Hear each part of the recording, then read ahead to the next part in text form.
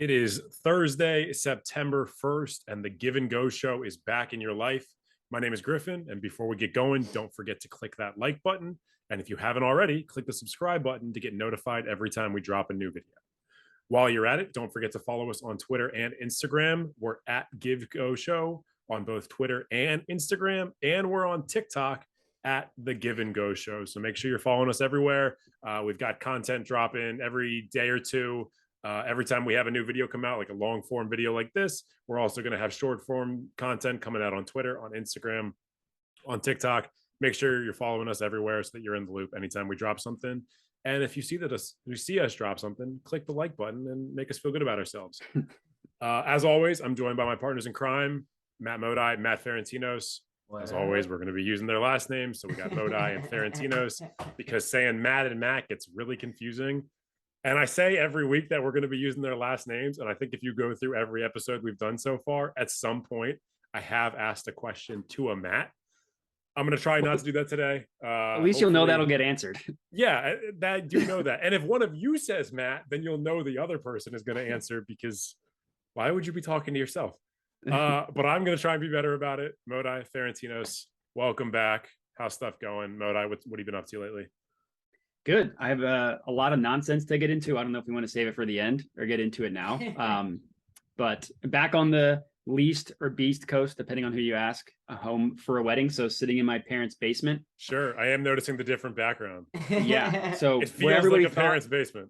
Yeah, it is. Yeah. It's where everybody thought I would be 30 years into my life, back in my parents' basement on a video chat talking nerd basketball. If it makes you feel better, there's a significant contingent of people from where we're from that thought I was going to be dead by 30. So, we're on a basketball podcast. Yeah. So maybe I wish I was. I don't know. We'll jump into the weird random stuff after this. Ferentinos, anything you've been up to? Anything you've been paying attention to? You're not on vacation Check again, out. No. Usually on vacation. I'm actually going to Tennessee tomorrow. So another 5+ hour long drive. I've been going cross country with the Civic. It's been fun. But check out House of Dragon. I know HBO doesn't need the press, but just when I was out, are you promoting the most popular show on TV right now? I've watched the first 2 episodes. I'm just saying, after season 8, I didn't want anything to do. I actually, they burned you. My cousin bought me the Fire and Blood book. I did not read it. It was like right after. I was like, I don't want any more Game of Thrones. Sure. I just need like a detox. And yeah, I'm loving it so far. You're back in. All right. Modi, you said you've watched the first 2 as well. Have you watched? So we've all seen it? No, I have not watched episode 2. I've watched episode 1. Okay, I won't. I'm glad I asked. I won't spoil anything. You can. I don't mind. Well, no, I mean, like, maybe I'm just not as into like the House of Dragon story, but I'm just like, I'm gonna watch it mostly because my girlfriend's obsessed with it, and if I want to continue to be in a relationship, I'll watch it. So but, you have an easy out if you need one. That's true. That's a good point. But like, I don't know. It's hard for me to get into it. Like, maybe I just don't care a lot about the story because like we know the end of the Targaryens happens like 200 whatever years later. Sure. And I feel like the like OG prequel that they announced before House of Dragon was like about the first long night and like the children of the forest. Yeah, I was like, that I think would have been really cool because like we didn't really I would watch the shit out of that. Yeah, I would love that. That story was way more appealing to me than this one. So again, like I'll watch it. Like it's going to be good. Like I'm going to enjoy it. It's just hard for me to get super into it. Is where I'm at. Well, what I think. I think a lot of I think a lot of people probably feel that way about it. And I think the reason a lot of people initially liked Game of Thrones was all like the political subterfuge and like the infighting between the families and all the like character drama. And then they introduced the dragons and then they introduced the White Walkers and they introduced more fantastical elements. And a lot of people turned from liking all the politics and all that to wanting like more high fantasy style stuff. And now we're going back and it kind of like it all petered out at the end of the show. Obviously, everyone's heard the complaints about the way the Game of Thrones ended. Now you're coming back for another prequel series where again it seems to be just focusing on the political machinations. Like, yeah, there's a few more dragons, but like there's not going to be that many fantastical elements because this is at an age where that stuff has already kind of gone out of the world. Like that stuff doesn't exist in the world anymore. People want to see the fantastical shit. Nah. We'll see. We'll see the reviews between the Amazon Lord of the Rings show that's gonna come out, which apparently is all fantastical shit, and it sucks from what I've heard. Well, I saw that it was getting rave reviews. It's just kind of boring. I heard it jumbles around back and forth. It looks really pretty, but it's like kind of Leonardo DiCaprio's girlfriends. They like are shiny and look nice, but don't have a lot of substance, you know, like. Jeez. But I think we don't even know. We don't know that.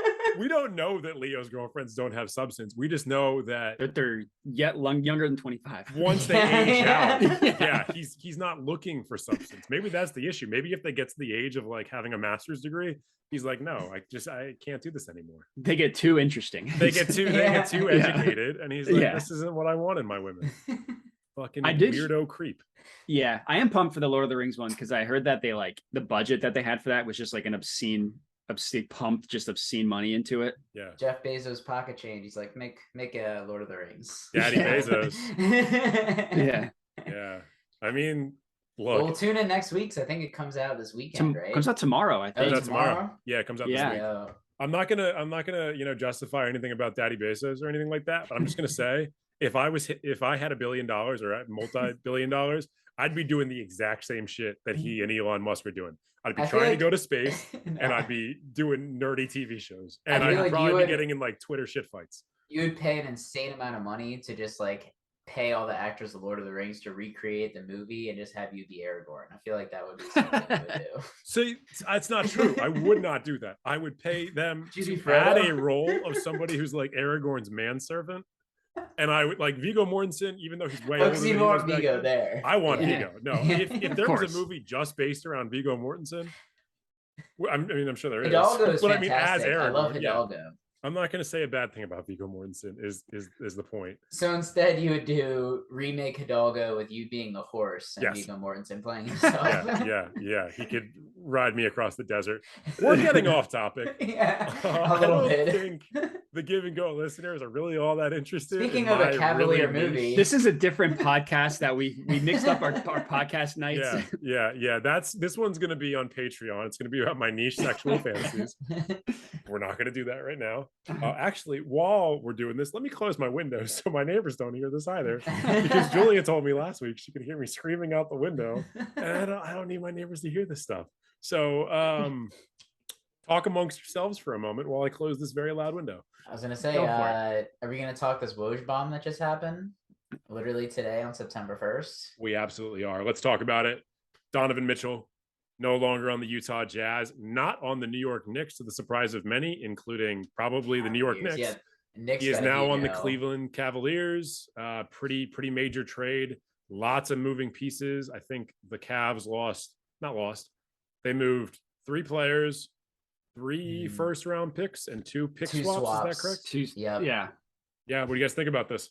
And I was just saying, word was, I'm just reading this right now on Reddit, but New York's final best offer for Mitchell was 2 unprotected firsts, and Cleveland's, had 3 plus 2 pick swaps and the players. Like, I think Cleveland just stepped up. They kind of wanted to go for the home run, and it took a lot of people by surprise because I think kind of like everyone thought Cleveland's plan was kind of just waiting for LeBron to come back. I mean, to be honest, they like draft young, good players. They've been drafting good young players and building a team that's a winner. And it really did kind of look like it had the recipe for LeBron to step in and then to be a contender like immediately. But I love the move. I think it's a great move. I'm excited to see Mitchell in a Cavs uniform. I feel like he'll mesh with that lineup really well. Yeah, the Cavs will be good. And like, I feel like the Knicks probably thought that there's no other serious competitor to get them. So they're like, oh, we can lowball the Jazz this whole time. And then, of course, classic Knicks just totally botched it. Classic Knicks. Classic Dolan's organization. Yeah. I mean, good. I do understand why the Knicks, being the Knicks, would only offer 2 first-round picks, though. There is, like, the Cavs are fully expecting to be a good team for the next 5 to 10 years. Those picks are going to be less valuable to them. Yeah. The Knicks, history has shown that there is very rarely a time where they are going to be a good team for 5 to 10 years. So losing that many picks in non-consecutive years, it's a little bit more of an issue for a team like that, particularly with the amount of free agents that go there for a 3, 4, 5 year period and then go elsewhere when they're tired of the New York scene. you're definitely right, but do you think the Knicks think that? Do you think the Knicks are like self-aware enough to be like, no. So we're a total train wreck. These picks are probably going to be good. No, I'm saying this as someone that is cognizant of the Knicks, but as I'm not part of the Knicks organization, I don't think the Knicks organization is cognizant of the Knicks. Yeah. Okay. I'm not fully convinced they watch basketball. And I feel James like Dolan, maybe that's a little unfair because they've had, good years that we can remember. Good year. Patrick Ewing, was that the last time? No, I mean there were some good mellow stuff. years were fun. There was some good stuff with the mellow years. You had Linsanity, which you call good or bad, however you feel about it.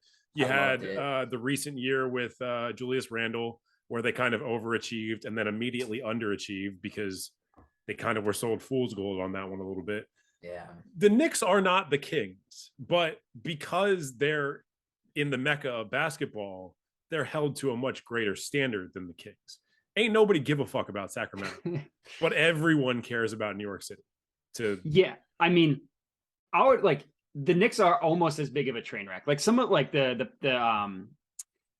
I'm just blanking on his name. The Phil Jackson like front office was a joke. Like the James falling asleep in draft workouts, talking about LeBron's posse. Yeah.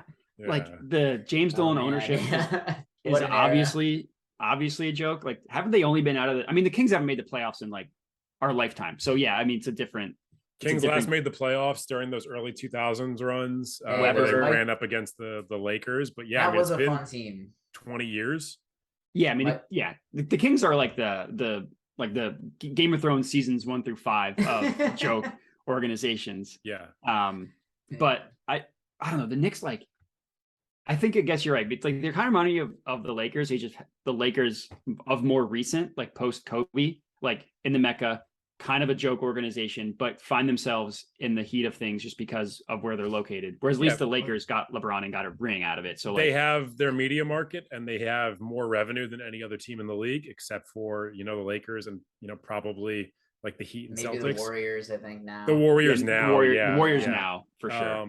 But they don't have to do anything for that. Like Madison they just Square have to Garden exist. Yeah. And the Knicks are just going to print money just by virtue of being Madison Square Garden and the Knicks.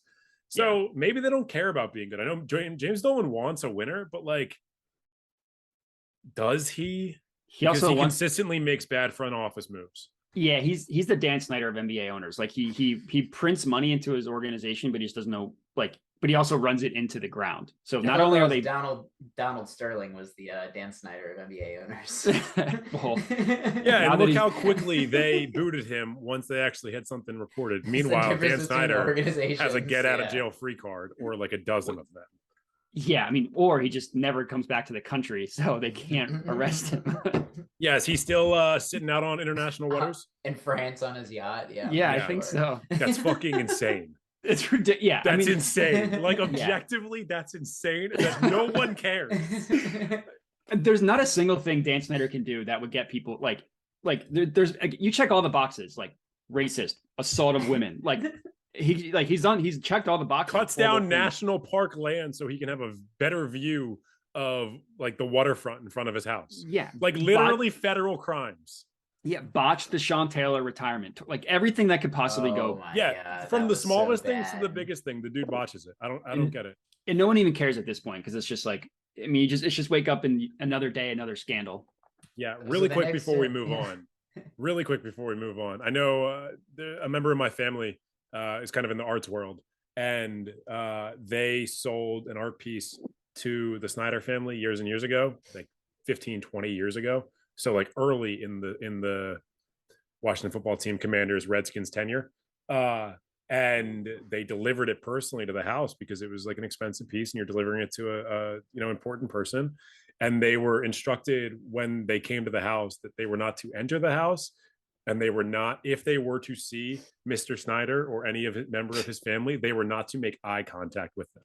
And these are like member of my family, like successful business owner, but like not a billionaire by any means, not like 100 millionaire. Karate is to make eye contact, to be just polite. An absurd like view of where they stand in the hierarchy of like humanity. Yeah, I mean, scum of the earth. You're not fucking Alexander. You're not George Washington. You own a football team and you like drove Six Flags into the ground. What else have you done, dude? Neither here nor there. Not a basketball topic. To the points about the Jazz and the Cavaliers, we'll talk about the Cavaliers a lot more next week, because this week we're going to be doing Western Conference over-unders for the win totals for every team. Obviously, the Jazz, we're going to do this alphabetically. They're going to come towards the end. But before we get to the overs and unders, or the over-unders, any thoughts off the dome on what this means for the Jazz and the Cavs?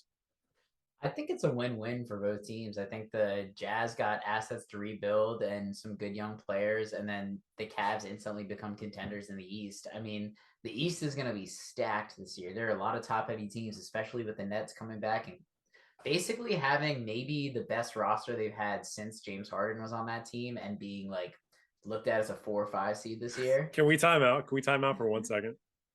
How the fuck are you immediately turning this into something about the Nets and once again talking about how they're like the top seed? We're about to go to the West. Once they're the top seed, Ferentinos, you can talk about them being the top seed. But we said we were done with Nets talk. Let's move on from the Nets talk. I love talk about the Bucks. Talk about the Celtics, who were just in the finals. Do you see that GM survey said that Giannis will be the best player in the NBA 5 years from now, and he's already the best. I mean, if we're going to talk the Bucks, 29, 28. Is he 29? I was older than I think that's old for Giannis. I thought he's like 27. I want to say he won his title at 27, but I might be wrong. I would have guessed he was. Yeah, he's 27. He's 27 now. My God. Yeah, I would have guessed this 27. Yeah. Yeah. I mean, assuming no Achilles injury or anything like that, like a really major injury, I would absolutely agree with NBA GMs on that. Like, he should technically be in his physical prime around now. Luka was number 2, but I mean, if he keeps smoking cigarettes before games, but he's looking lean. Yeah, he's taking his body seriously this year. I mean, he might, if he's Luka in the playoffs is the type of dude who's playing like 40 plus minutes. He can play 40 plus minutes and still smoke cigarettes. Fucking more power to him. I'm not gonna be the guy to tell him not to. He's like a classic 90s guy. Like he's chiefing cigs before the game. Like he's probably drinking whiskey, and then he'll drop 50 on your team. He's got the Jordan cigar stories. Yeah, exactly. If Luka Doncic was in the 90s playing basketball, I guarantee you he'd be on Inside the NBA right now talking shit with Chuck and Shaq and EJ and all those dudes. Absolutely. And they'd be smoking cigars during the show. Absolutely. Oh, all right. Let's do the over-unders. Let's get into it. All right. Anything else you guys want to jump into? Matt, you said Modi. I already did it. Modi, you did say there was something else you wanted to touch on? Well, we talked about it on Twitter. 2 episodes in the Bleach. I'm in. Yeah. Let's go. Little anime talk before we get into over-unders. Let's do this first. I obviously don't like. It's still very new. 2 episodes in the Naruto, I was skeptical. I'm less skeptical 2 episodes in the Bleach than I was 2 into Naruto. But I'm in. I mean, it doesn't take much, but you can definitely tell the older animation, which is fine. It's kind of like it's a little bit older. But no, I'm in. That's really all I have to say. I'm in. All right, interesting. Yeah, love it. Stick with it. I will say Bleach, kind of like a lot of shonen anime. The first 15 to 20 episodes tend to be pretty different from what the show ends up being. Kind of like the way Yu-Gi-Oh was, the way Dragon Ball versus Dragon Ball Z was, the way Yu Yu Hakusho was. Obviously Yu Yu Hakusho started out and it was more of like a mystery show and like a spirit detective kind of thing. And then it turned into a battle anime because that's where all the money is. Tournament arc. Not to spoil anything or anything like that, but there's a reason why Bleach went for almost 400 episodes. It turns into a battle anime. Yeah. And it turns into it's basically the post 2000s version of Dragon Ball Z, to give you an idea of kind of what to expect from the show.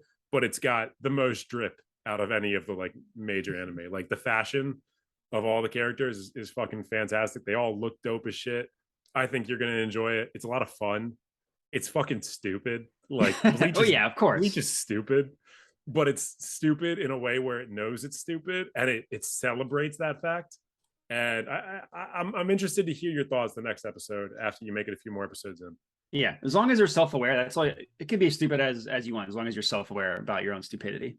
Everything in Bleach is rule of cool. Like if something is going to be cool, it will happen because that's all they're going for is just cool moments, big moments, people doing dope shit. weirdly attractive anime characters, which we don't need to dive into too much. I know what that does to Ferentinos. Talking about weirdly attractive anime characters, Code Geass. I mean, my God, the body proportions in that show are interesting. Very interesting. No human is built like that. Bae Valentine is the ultimate Bae. Oh, from Cowboy Bebop. Cowboy Bebop. Yeah, there's some contenders in Bleach. Look, there's some contenders in One Piece. Look, there's some I think you're gonna enjoy on the internet. Yeah. All right. Let's definitely move on to over-unders now. And if we're being honest, no. Okay. Yeah. make sure that your girlfriend that you live with doesn't watch. She's at a book club right now, so maybe doing the same thing over fictional characters. Maybe. They read Maybe. Twilight. Probably not the same thing that I do. Yeah. 50 Shades. 50 exactly what I was going to say. Yeah. All right, let's jump into it. Like I said, we're going to do over-unders for every team in the Western Conference. We're going to do it alphabetically. So, we're not doing like bottom record to top record or anything like that. We're going to start with the team that we were just talking about a moment ago, the Dallas Mavericks and Luka Doncic. The Vegas over-under from FanDuel is at 48.5 games. Modi, let's have you go first. Are you taking the over or are you taking the under for 48.5? Sure. Yeah. I will say the Mavericks in I feel like 13 of the 16 or 15 teams or whatever. I really, really struggled with what I thought if the team was going over or under. I feel like there was only 3 where I was legitimately confident about the over or under. I feel like there's so many teams that I was just it was just a shrug. I have no idea. I feel the same way about the East. There's so many deep teams and then the bottom dwellers that I figure there's going to be probably 7 teams that are decided by 3 games or something. Sure. So anyways, that was just my note at the beginning.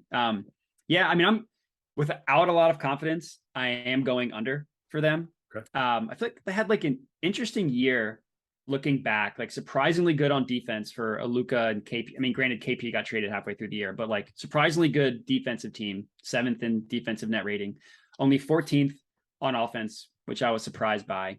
I just think with how loaded the West is with Kawhi coming back and Jamal Murray coming back, the Lakers presumably not being as horrific as they were last year. I feel like they need a second star. Luka and the kids isn't really going to get you, but my opinion, 50 wins again, 50 plus wins. They were 52 and 30 last year. I can't remember if you mentioned that or not.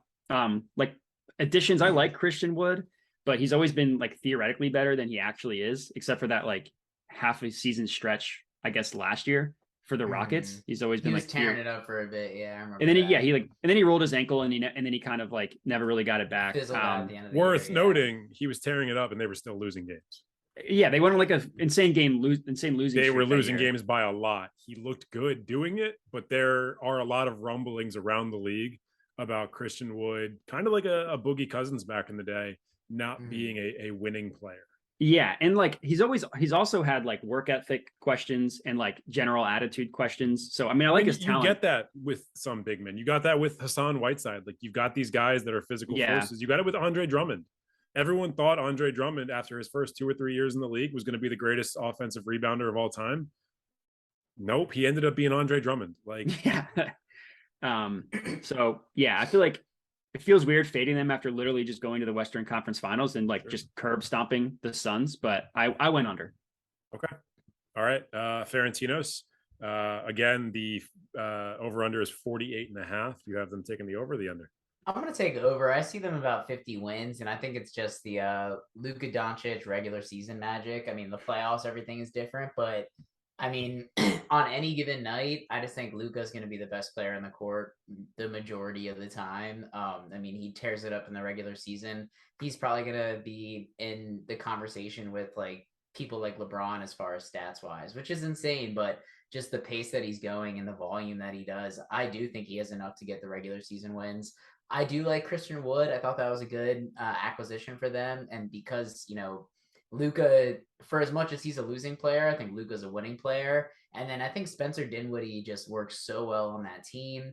Tim Hardaway Jr., I think, was hurt for a lot of last year, if I'm trying to remember. So, and he's one of their best players. So to not have him and to still, overcome and do what they did last season, I just like this team. I think as long as Luka's there, and I think Mark Cuban's one of the better owners where he sees what he has in him and wants to maximize it and does try to win. So, I mean, I could see the Mavs as also a contending team, like you said, to try to get a second star by the trade block if things aren't going well, depending on how they go, because I think they know what Luka's window is and they want to win while he's there. Yeah, you can always count on Cuban to be up to something. So that part is fair. Yeah, hopefully the right things and not, not like reports of workplace culture issues there. Matt or Ferentinos, to your point, you mentioned the return of Tim Hardaway Jr. You like Christian Wood being on the team. My big question for this team was going to be, do you think, and this is for both of you, do you feel that the return of a healthy Tim Hardaway Jr. and now adding Christian Wood to the team makes up for the loss of Jalen Brunson? Ferentinos, it sounds like you do think it's going to make up for it if they're going to be over a similar number of wins. Modi, it sounds like you're kind of on the opposite side of that.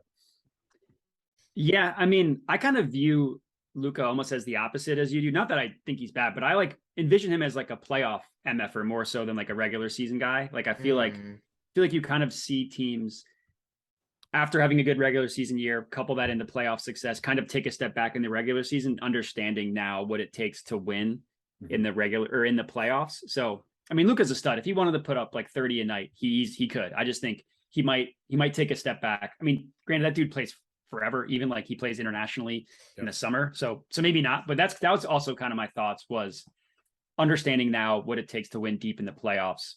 Maybe you don't put as much effort into the regular season. Yeah, he's not going to put up the minutes he does in the playoffs or have the usage he does, which it's already ridiculously high, but I definitely see your point there.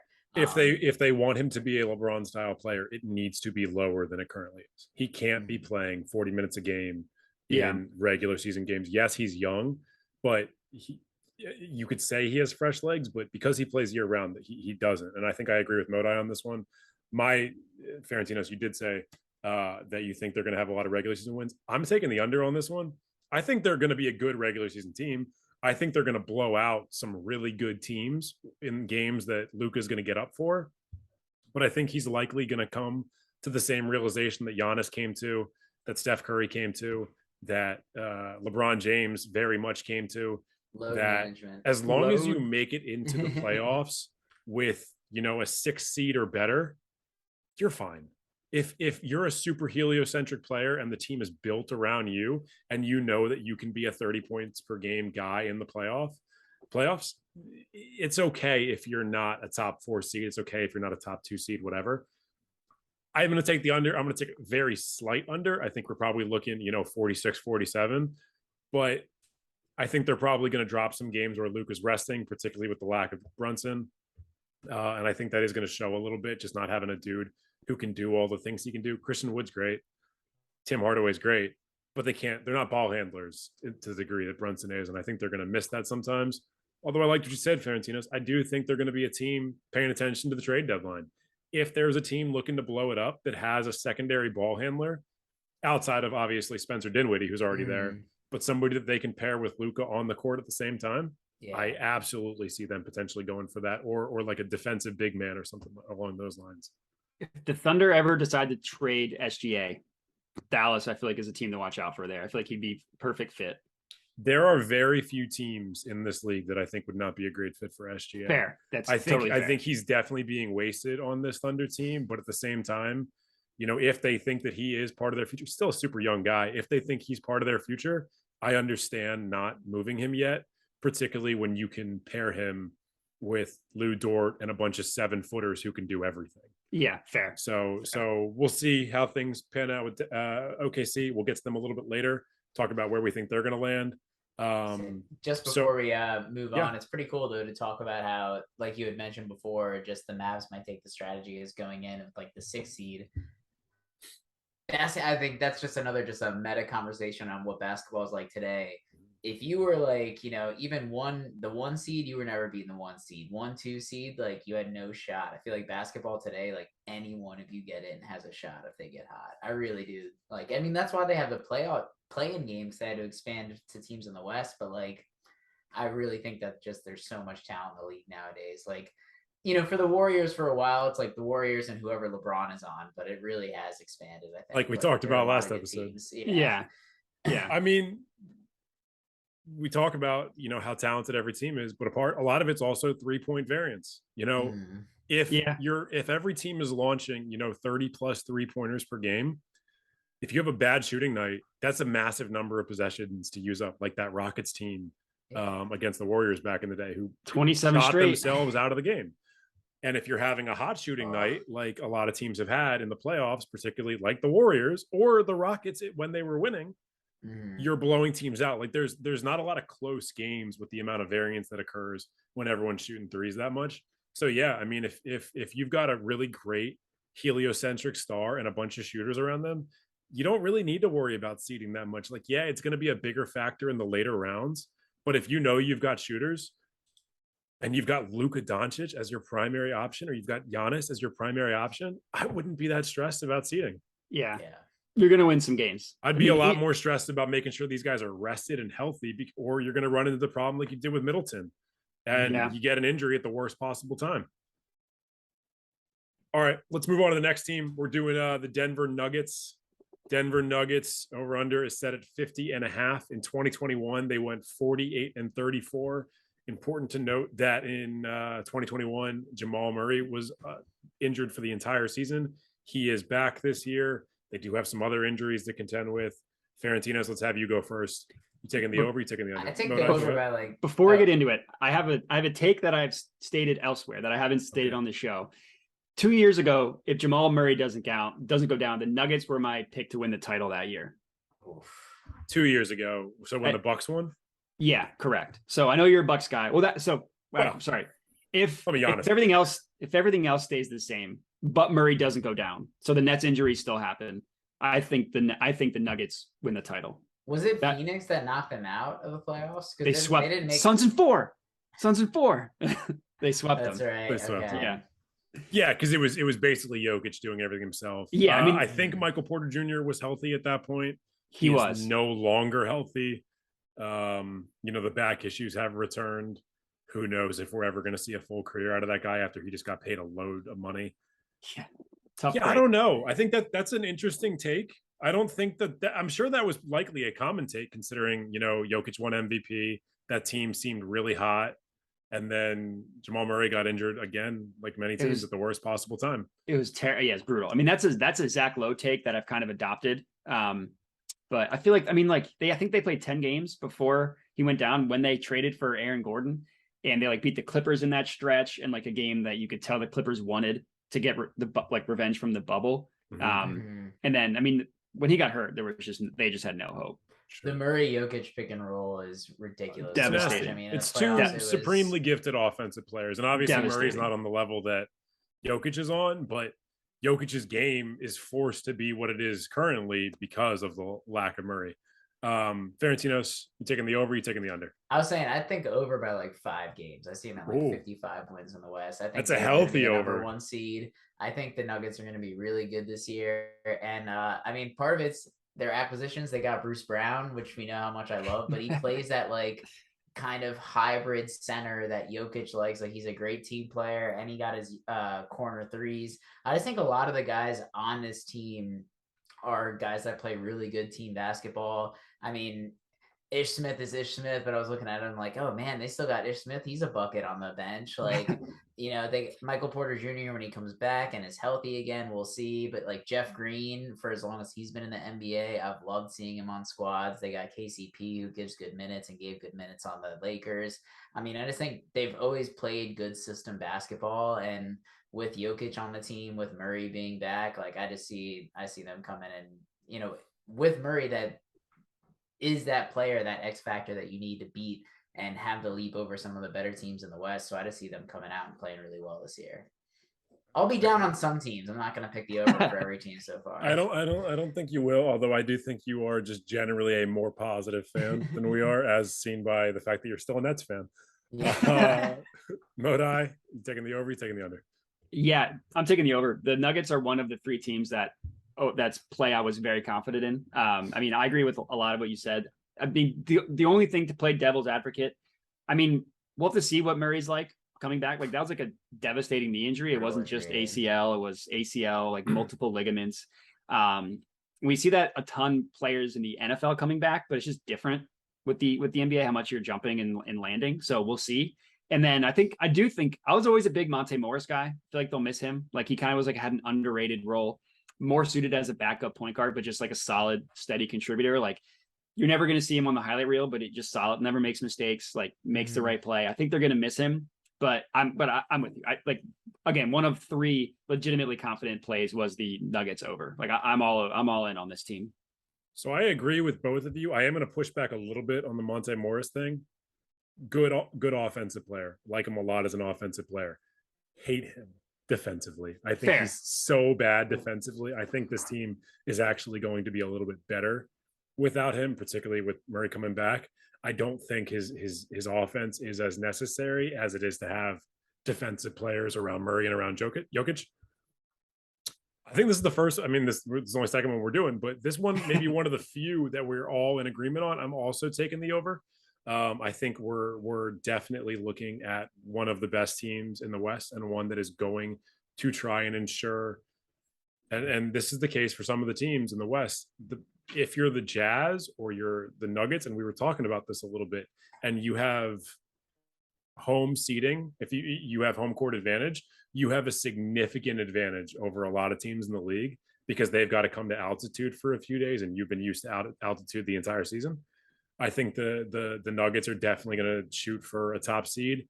My big question for this team, for both of you, do you see the Nuggets, and we could have a lot of 50-plus win teams in the West, do you see them as a top 3 seed, or do you think that they're going to fall outside of that top 3? I'm going top 3. I think them and I'll save this, but I have them and another team as my like hot take predictions to get the 1 seed. Okay. Although my next one isn't really a hot take. It's just a take. I shouldn't say hot take. It's just a take. It's the lukewarm take. Yeah. No one ever has just take. Everything's either a freezing take or like a scorcher take. Yeah. I miss the days of takes. Yeah. Just a take. Yeah. Maybe even a first take. Who's to say? Well, yeah. Fair. Yeah. Who's to say? I got them in top 3. Okay. They're definitely up there. Yeah. Yeah. I think I'm on the same page as you guys. I mean, at worst, I see them potentially as a 4 seed. You know, if it ends up being a bunch of like 51, 52 win teams at the top of the conference, it could end up coming down to like head-to-head schedule, something like that. I don't think, and I didn't ask this question, I don't think Jokic is going to go 3 for 3 on MVPs. I think there's probably way too much voter fatigue on that one. And I think his numbers are going to drop significantly from last year, but I think that's a positive thing for that team. I don't think Jokic being asked to do what he did last year is sustainable. You hope not. And that's actually a side note. I actually don't know your guys' opinion on this. Where were you last year on Jokic versus Embiid? Because like obviously I'm biased, but I thought Embiid should have won it because like I don't think Jokic was good enough to win back-to-back over Embiid. Like Embiid had the higher seed. He led the league in scoring as a center. So I thought he should have gotten it. Obviously I'm biased. So I'm curious what you guys thought on Jokic versus Embiid last year. Tarantino's. I thought Embiid should have won it last year, but you know, I'm not upset that Jokic won it because you know, fuck the Sixers. No, but yeah, I mean, Embiid had, I mean, he carried that team, and he just like came out whenever they needed a big performance from him. He gave it to him. I get like why everyone loves Jokic, the advanced stats. He is a fantastic player. That's why I'm so confident that just like you, that they're going to be a top 3 seed. But I definitely thought Embiid should have won it last year. Yeah, to be fair, I'm not one of those fans that thought it was like an outrage. Like I wasn't going to go protest the league. I just thought Embiid should have won. Yeah. I thought Giannis should have won.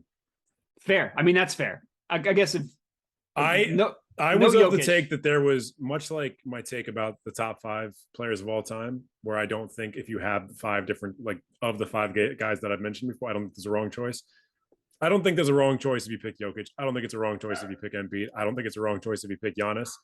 I think the narrative kind of went, and I hate to say the narrative because I sound like a Fox News personality. I think the narrative went against Giannis a little bit. And I think the narrative was a little unfair to Embiid at times. Whereas I think it boosted Jokic a little bit because we've just gotten to this point where we kind of ignore regular season record because of, you know, the Russell Westbrook triple-double year and the recent Jokic MVP and all that. I do still think it should be the best player from one of the best teams. Granted, I don't think it should have been Devin Booker, even though he was the best player on the best team. But Giannis was there pretty much in every category. He was leading one of the top 4 teams in the league.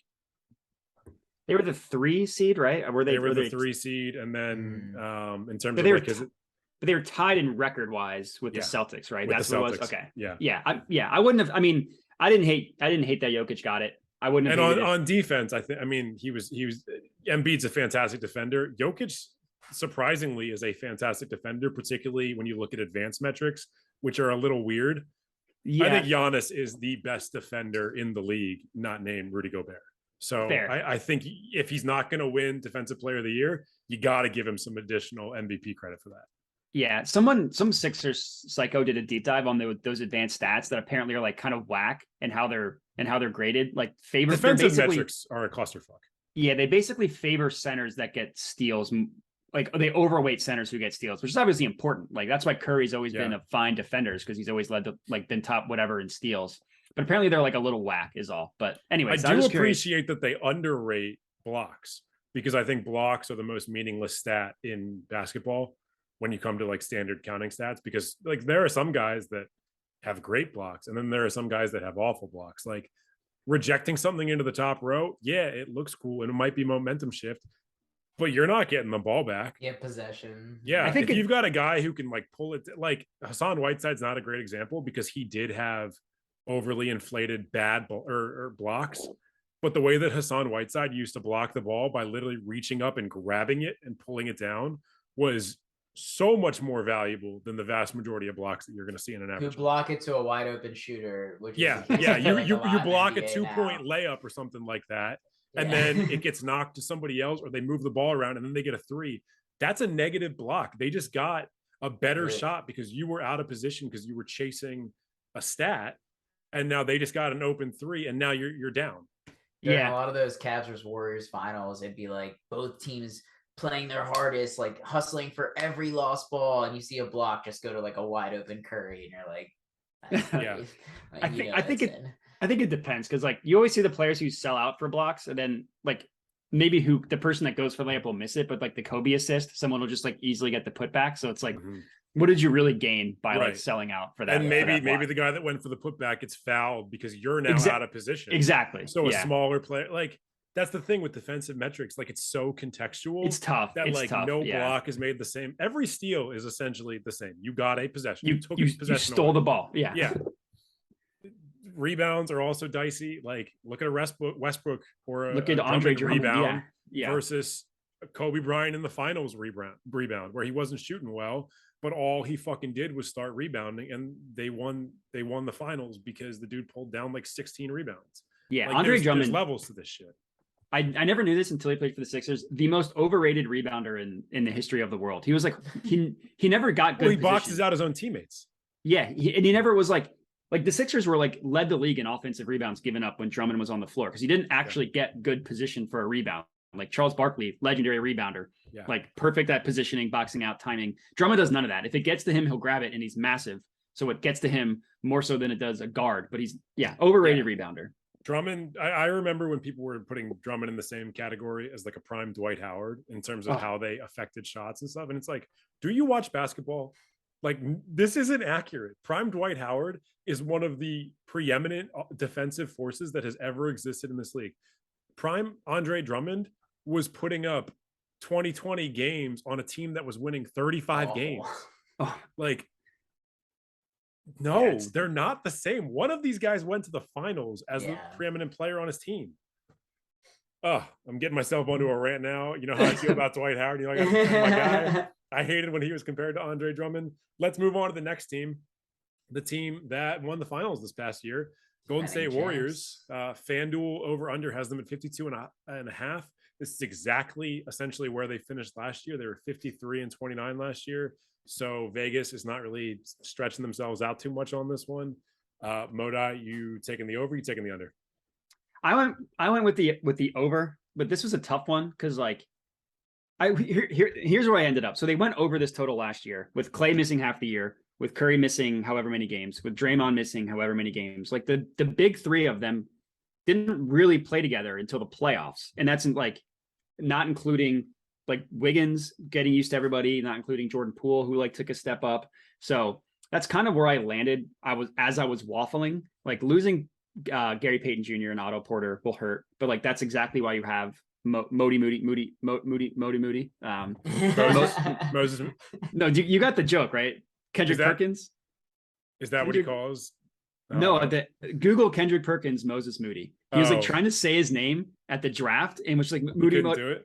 Dude, you know how actively I work to avoid Kendrick Perkins content? I'll look at it in an incognito browser so that it doesn't affect my YouTube recommendations. It's one of the funniest things I've ever seen. Him trying to say Moses Moody. Anyways, but that's why you have him and Jonathan Kuminga, is to step up and replace players like Gary Payton and Otto Porter. Reality is West will be harder next year, but it's unlikely the Warriors are like as injury prone as they were. So I went with over, and I also feel like people are going to be annoyed at how good DiVincenzo is going to be with the Warriors. My guy, DiVincenzo, and like JaMychal Green is like perfectly fine. JaMychal Green is like he's not great. He's perfectly fine. He'll hit threes. He'll play defense. He'll play the Otto Porter role, and he'll play it as well as anybody does on the Warriors because that's just what they do. So I went over. Ferentinos. I'm taking the under just for the reasons that I think the Lakers, the Clippers, and the Wolves are all going to be better in the West, and I just think that.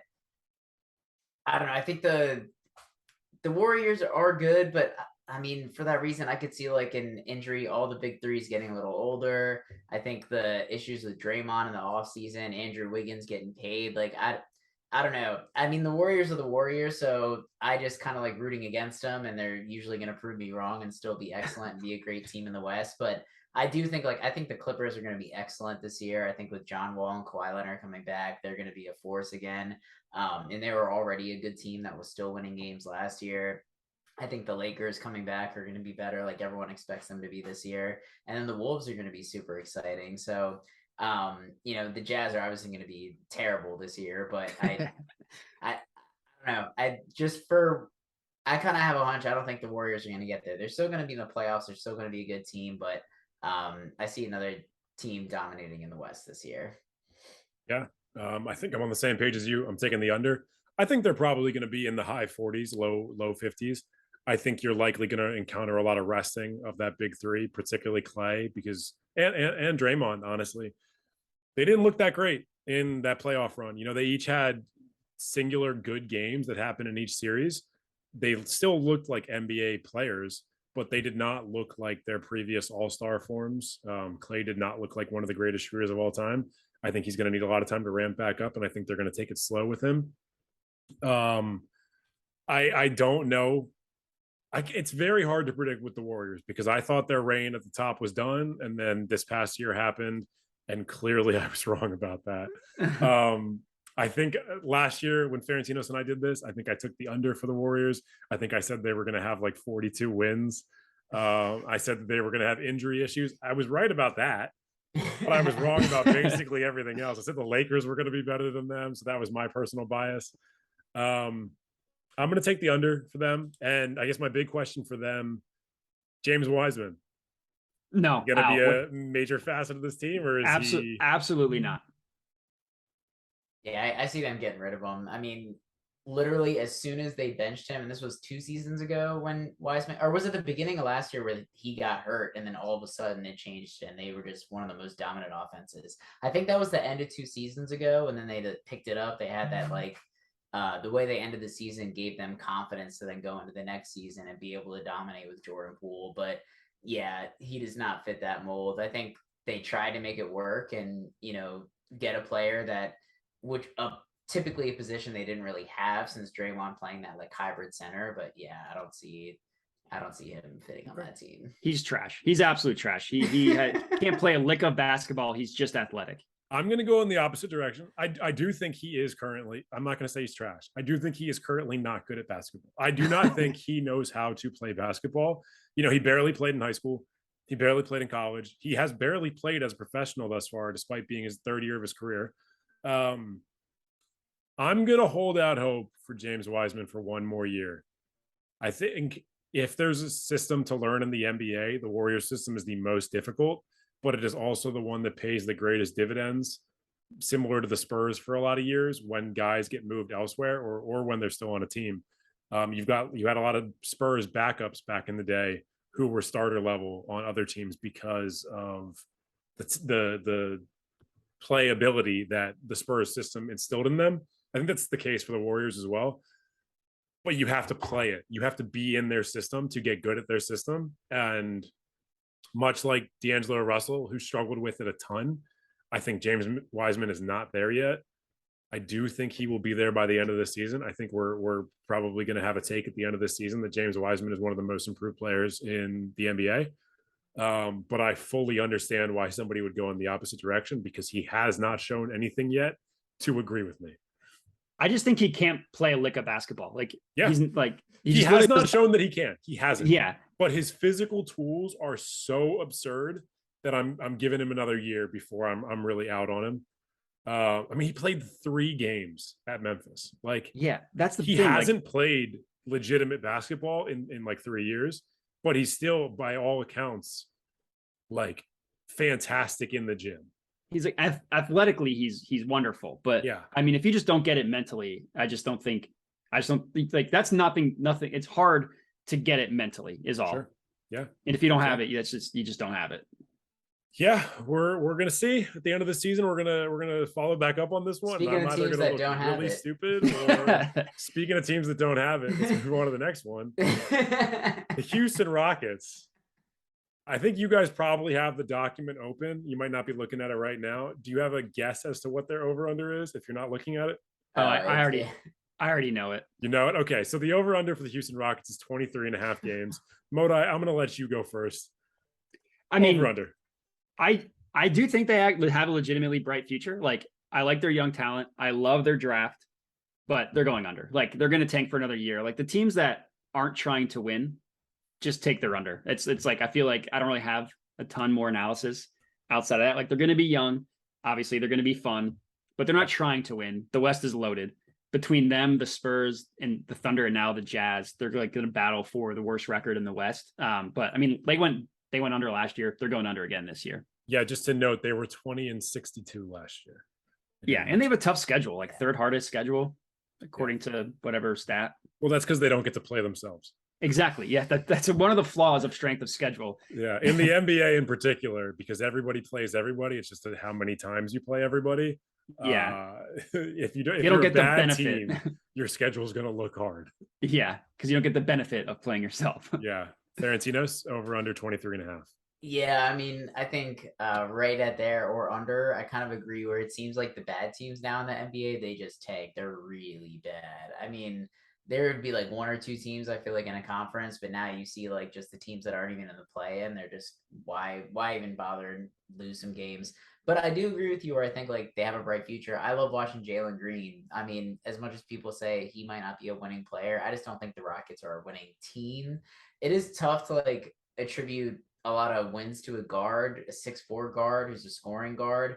I mean, that's what Wizards fans try and do with Bradley Beal every single year. Yeah, like not every guard is going to be like Steph Curry, where he literally changed the game. I mean, the player that's really going to come in and make an impact has always been like a power forward, small forward type player that can literally dominate on both offense and defense. And he might not be that player, but he's still fun to watch, and they still have a young, promising team. Looking through the roster, a lot of people I don't know, so maybe not so promising. But I mean, yeah, definitely going under though. I feel like when you're this young, you just need like a couple guys. Like, I love Tari Eason. Like, Jabari Smith, everybody thought was going to go number 1 until like right up before the draft, and then Jalen Green. So like with that 3, if those 3 hit, then you could figure out the rest. Is kind of where Washington as well. Yeah, Kentucky, I believe. Yep, they've got 3 first-round picks on this team this year, in addition to the guys they had from the previous year. I've waffled on this one a lot. I've gone back and forth a lot. I'm going to take the over. I'm not going to say it's going to be a significant over. I think they're going to win like 25 games. I think they're going to be objectively better than teams like the Jazz and the Thunder. The Thunder, because clearly they have a specific plan that's very similar to what the Sixers did back in the day. They're trusting the Jazz the process. Just because like they're also doing the same thing. They have a lot of picks that they want to pay off over the next 4 to 5 years. They have no reason to try and win this year, and they're likely going to shut down the good players that they do have in order to lose games. The one reason why for these bottom teams, I'm going to take the over more often than I normally would is because of how they've changed the lottery odds and the lower likelihood of getting the number one pick compared to previous years. I think if you have the worst record now, you're still only have like an 18% chance or a 14% chance or something like that of getting the number one pick. I don't know how much that's going to, I think teams are going to try and acquire as many picks as possible rather than trying to bank on one big pick. I just think the Rockets probably have a little bit too much offensive talent on this roster to lose 20 or win only 20 games. I think they're going to be a little bit better than last year. That said, I think they might have the most rookies on their team in the league. So it's entirely possible that this is just a clusterfuck of basketball every single night. Turnovers galore and guys trying to shoot themselves out of the gym. I think they're going to be a fun league pass team because you're going to get to watch a lot of 19-year-olds figure out how to play NBA basketball. Absolutely fun league pass team. And to answer your point about the lottery, it's like the bottom three teams have this, I forget what the percent is, but the bottom three teams have the same exact percent no matter what their record is. So you could win 0 games. The third team could win 20 games. They would have the same exact odds for the number one pick. Yeah, got it. Makes sense. Yeah. So we don't need to talk about the Rockets for too long. True. I mean, right now, in terms of like if they're contending or not, they're not a particularly exciting roster. They might be an exciting roster to watch, much like it's fun to sometimes watch the G League or watch Summer League basketball or something like that. But they're 2 years away from being 2 years away. And that's just the truth. Yeah. Let's move on. Yeah, I agree. Okay. Let's move on to one of the favorites to win the West, the Los Angeles Clippers. FanDuel has them at 52.5 wins. Their 2021 record was 42-40, noting, of course, that they had a ton of injuries to that team. They still finished over 500. Ferentinos, I want to hear from you first. What are we getting from this Clippers team this year? I think that's right about. I actually see them going more like 48 wins, just because I can see still the load management aspect. Sure. Like I don't think that's ever gonna leave Kawhi's game, and then sometimes inserting players that are monumental players like Kawhi and John Wall is coming in, it can change kind of the flow of your team. So, I mean, you kind of see that a lot. I mean, even the Warriors with KD, where people are like, are they better with or without him? And it's just like that presence in a player of that level. He has a certain gravity. He's going to stall the offense to a degree, but it's because he's getting buckets. So I just think like his absence on the court when he's not there could impact them. But of course, like, when he's on the court and in the playoffs, the Clippers are going to be one of the most dangerous teams. So I see them about like 48 wins, but still like going to be 4 or 5 seed in the West. One of those teams that nobody wants to play in the first round of the playoffs. It'll probably be the Mavericks, and Kawhi will probably beat Luka again. All right. Excellent. Modai, thoughts? This is the second half of my lukewarm take. I think between the Clippers and the Nuggets, I think one of those teams is getting the 1 seed. I feel like when you just look at the roster 1 to 12 for a regular season team, I think they have the deepest roster in the league. I think by like a pretty decent amount. Like Kawhi's he's gonna have his load managed he's gonna play 50 games probably. We'll see. I like the way you said that. Yeah, he's gonna have his load managed. Lots of loads being managed in the NBA. Man, it's just particularly in LA, dude. Particularly in LA. I don't know if you guys saw the potential Blake Griffin news. Actually, I did not. Talking about loads, let's. Yeah, it's also talking about a former Clipper. Give me 1 second, and I will pull it up. What porn star? Lana Rhodes. Hints at her baby daddy being an NBA player on Instagram. The little baby has red hair. Lana dyed her hair red to match her baby. There is strong speculation that Blake Griffin. Rumors going about. Blake Griffin. Mad respect. Former Maybe Clipper great. Pardon my take, or the Give and Go show. Yeah, Blake of the year. Blake of the year. Yeah, we don't need to jump into it too much, but in terms of handling loads, I don't even remember what you said. Oh, managing loads. Lana Rhodes, probably near the top of the list. Lana Loads, am I right? Oh, guys got jokes. Good for her though. She made a lot of money. Good for her. Yeah, still number 1 on Pornhub, maybe. I meant you don't know that at all. Was she ever? I don't. You look at rankings, Matt. You are too deep down this hole, my guy. I love lists, man. What can I say? That's true. I do love a list. That's a fair point. I mean, yeah, we all make sure you guys follow List Night also. Twitter, Instagram. Yeah, one of my more embarrassing moments is when I meant to say Caitlin Olsen from It's Always Sunny, but I said Brie Olsen. I may have said this on a previous episode. I'm not sure. We used to do List Night, which you guys are very aware of. Ferentino's obviously a founding member. It originally started as something that we did on Facebook on like Sunday nights when we were in college, just to have a good time. And Kevin Meekins bet me that I would not do a favorite porn stars list. And so I did a list of my favorite dramatic actresses. And this was like 2012, 2013, whatever it was. And it got a lot of play, got a lot of comments. And my mom saw some of their names and she was like, oh my God, like Griffin has such like international artist, he has such international taste. A lot of these women have very unique names, a lot of like X's and stuff. And my sister was like, Jesus Christ. Yeah, don't look. These are not like indie actresses from like Sweden or something. Yeah. They're indie actresses from, bumfuck Iowa. I mean, Mia Khalifa isn't a oh man. DC zone. All right. Okay. Sorry to take it in that direction, but that's the direction it wanted to go in, and I just wanted to take you guys on that journey with me. Let's get back to managing loads with Modi. Yeah, I'll finish this off. You'll finish. I just feel like you know what you're doing. Oh you yeah, know I'm what this does to me. Doing it on purpose. I thought it was interesting. They tied the Warriors for the highest win total in the West at 52.5. I thought it was interesting. So like that's why my take of them being the 1 seed is lukewarm, because they're like one of the betting favorites to be the 1 seed.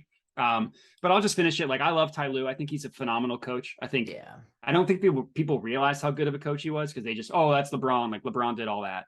I think he's a great coach, and I think they could legitimately have the number 1 defense in the NBA, even if Kawhi plays 50 games, even if PG plays 50 games, just because of how deep they are. But I will say it'll be interesting to see what Wall has left, because it's just been forever since we've seen it. Yeah. But anyways, I'm going over. This was another one of the few I had that I was very confident in, is this Clippers over. Sure. Yeah, I'm going to go over as well. Pretty much for all the reasons that you guys stated, Modi in particular, in terms of how deep this roster is. Obviously, really big question. How healthy are their primary we'll say 2.5 guys? Obviously Kawhi Leonard, Paul George, John Wall, if he is healthy, and if he is, he's never going to be his 2017 form again. But if he's, 70% of that, then he's still, very much a starting point guard in the NBA, probably top 15, top 20 point guard in the NBA. A lot of questions with injuries. A lot of guys that have had severe injuries. PG's shoulders are jacked up. Kawhi's lower body's jacked up. John Wall's lower body's jacked up. It's going to be a big question. But I think if there is a team in the West outside of maybe the Suns and the Nuggets that's going to get close to 60 wins, I think it's the Clippers. And I don't think we're going to have a 60-win team this year. I think there's just too many good teams. I agree. Unless we see some massive injuries at just the right time for a good team, where they're getting a bunch of, like, let's say the Nuggets are healthy and the Clippers, Lakers, and Trailblazers aren't, and they just collect a bunch of wins. Then I don't think the Blazers, sure, we might hit 60. The Blazers healthy aren't going to do anything either. Well, I don't have the Blazers being very good, but they're the kind of team that even when they're bad, they take games off of people because they can shoot. So if you get just guaranteed wins because of a team is missing like Dame, then it's going to affect seeding a lot towards the end of the season. Obviously, with the hope that every team is healthy, but we know that particularly in today's NBA, that's just not the case anymore. Yeah. So I'm taking the over. Yeah, you hope like a couple years removed from the condensed schedule, we won't have as many horrible injuries as we had the past couple years. But I mean, it's just unknown. We'll never know. Yeah. Let's get through this next LA team, and then we're going to take a quick break.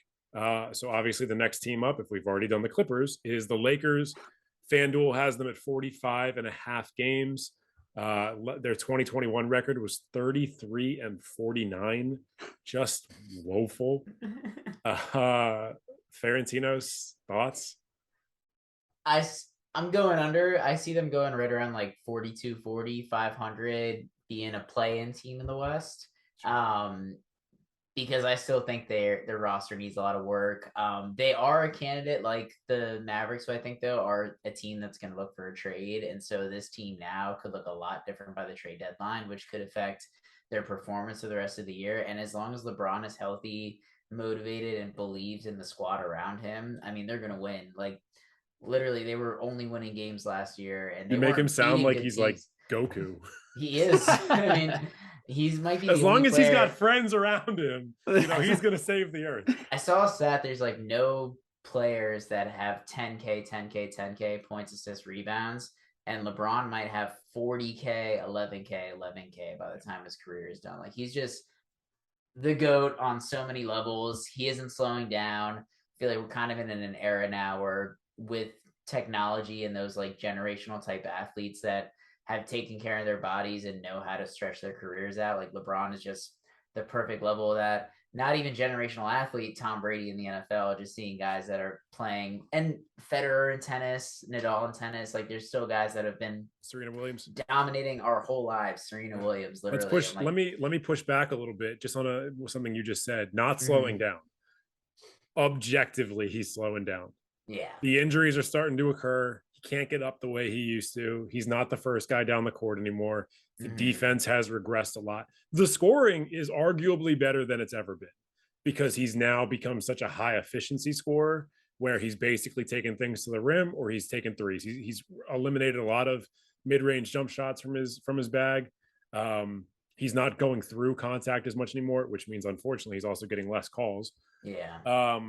But in terms of efficiency as a scorer, you know, he's not all that different from LeBron. He's just doing it in a very different way.